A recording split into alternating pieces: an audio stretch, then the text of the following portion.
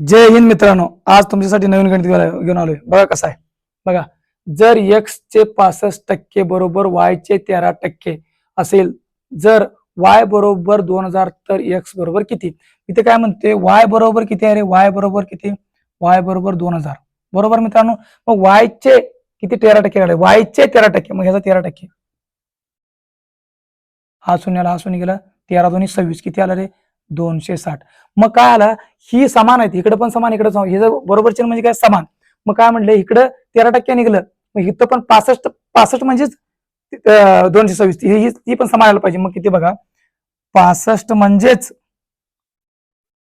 65% म्हणजे 260, तर 100% म्हणजे किती? मग काय येणार, 100 गुणले 260 भागिले 65. बघा, 5 एके 5, 5 त्रिक 15, 5 दोन्ही 10, बरोबर. 13 एके 13, 13 दोन्ही 26, हा शून्य, किती आलं रे? 2 दोन्ही 4, किती आलं? 400 आलं. मित्रांनो, कसं आहे बघा गणित, गणितासाठी फॉलो करा. जय हिंद.